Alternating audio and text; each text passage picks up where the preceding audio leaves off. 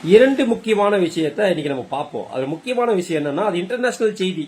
அது என்ன செய்தின்னு பாத்தீங்கன்னா, நம்முடைய பாகிஸ்தானுடைய முன்னாள் பிரதமர் இருக்காரு இல்லையா, இம்ரான் கான், அவர் இன்னைக்கு ஒரு விஷயத்தை பதிவு பண்ணியிருக்காரு. என்ன பதிவு பண்ணியிருக்காருன்னா, எனக்கு, அதாவது எங்களுக்கு, பாகிஸ்தான் மக்களுக்கும் எங்களுக்கும் இந்த விஷயம் மிகவும் ஆறுதலாக இருக்கிறது. என்னடா விஷயம்?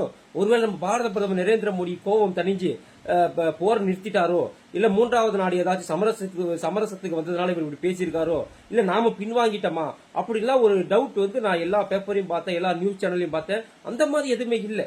அப்புறமா தான் தெரியுது ஐயா என்ன சொல்லியிருக்கிறாரு இம்ரான் கான் பாத்தீங்கன்னாக்கா, இந்தியாவில் இருக்கக்கூடிய எதிர்கட்சிகள், மன்னிக்குவோம், எதிரி கட்சிகள் பாகிஸ்தானுக்கு ஆதரவாக இருப்பது எங்களுக்கு மிகவும் ஆறுதலாக இருப்பதாக அவர் சொல்லியிருக்கிறார்.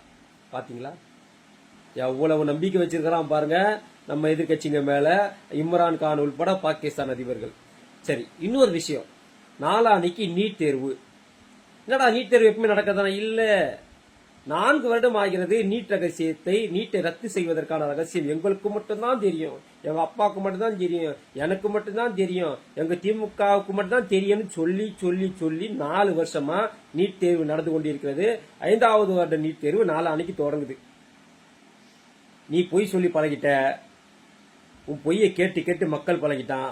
இன்னொரு விஷயம் தெரியுமா, இந்த 4 வருஷத்துலதான் நீட் தேர்வு அதிகமாக எழுதி தேர்வானவர்கள் இருக்கிறார்கள். அது மட்டுமல்லாம இந்த 4 வருஷத்துலதான் ஏழை மாணவர்கள், நடுத்தர மாணவர்கள் மருத்துவர்களாக அதிகமாக ஆகியிருக்கிறார்கள். எப்ப நீ இந்த ரகசியம் தெரியும் சொல்லி இவங்க படிக்க மாட்டாங்கன்னு நினைச்ச பத்தியா? ஆனா இவங்க படிச்சு படிச்சு படிச்சு இன்னைக்கு மருத்துவர்களோட எண்ணிக்கை இந்த 4 வருஷத்துல தமிழகத்துல அதிகமாயிருச்சு. அதே போல நீட் எழுதுவர்களோட எண்ணிக்கை தமிழகத்துல அதிகமாயிருச்சு. நீ என்ன நினைச்சு போய் சொன்னியோ அந்த பொய் உங்களுக்கே பாதகமாக முடிந்து விட்டது.